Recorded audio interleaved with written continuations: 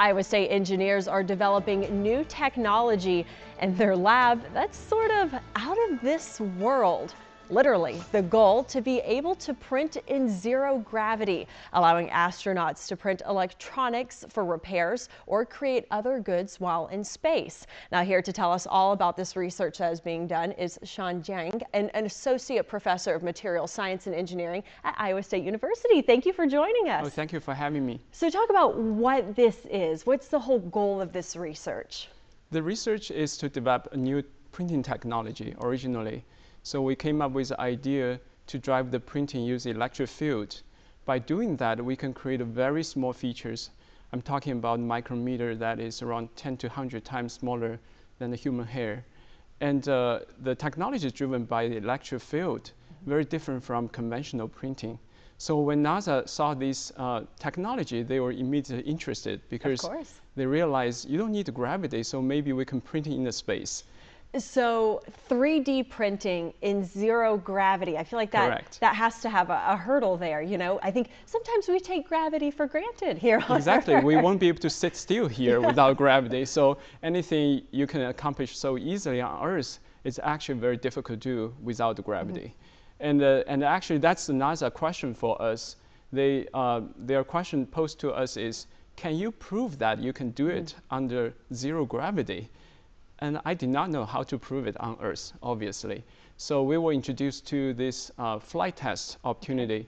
Basically, you load up everything or you experiment to your airplane, climb up to 35,000 feet. Then you do the free diving, which creates 10 to 15 seconds of pure zero gravity for you.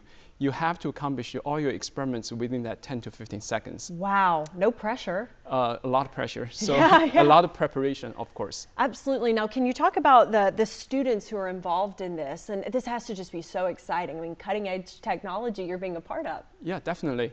So everyone wants to work for NASA, for sure.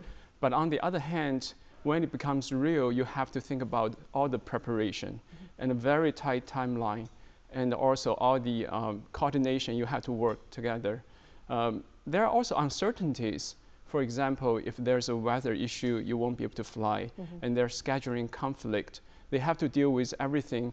They never thought about this when they signed up for research project. They thought they just work on this instrument and get it done, but now they have to worry about everything come with this mission. Yes, all the outliers. Now, we were talking in the break, nano ink. Can you kind of explain that and how this fits in? As I mentioned, we want to print very fine feature in micrometer size. That requires us to have very small material to print with. Otherwise, it will clog the nozzle. That's why my team has been focusing on developing this nano ink. They are actually 1,000 times smaller than the micrometer I just talked about. So it's actually a big challenge how we make that happen. Now, can you talk about the practical implication? We have not been to space, but astronauts who are in space, how they can use this technology, how it's beneficial for them? For example, if anything broke down in the space, it's actually not uncommon because all the radiation and all the extreme environment, if an electronic component broke down, they have to wait to the next shipment. So it takes time and unpredictable. What if they have a printer right over there, press a few buttons, upload a program, and they got the electronic repaired or just manufactured on site?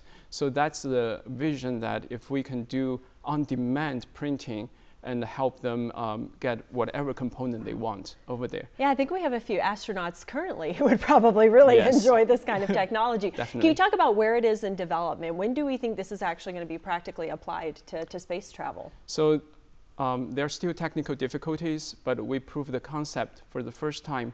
We can print using EHD printing without gravity. And we now can do the conductive pattern. That means our material can conduct electricity. But in order to make a functional device, you need many different components. So we are working on those different components. Hopefully, we'll be able to assemble everything together to make a functional device in the near future. That's amazing. Cutting edge technology. We're talking about it right here. Thank you so much for joining us and explaining all of this. Oh, thank you for having me. Yeah, of course.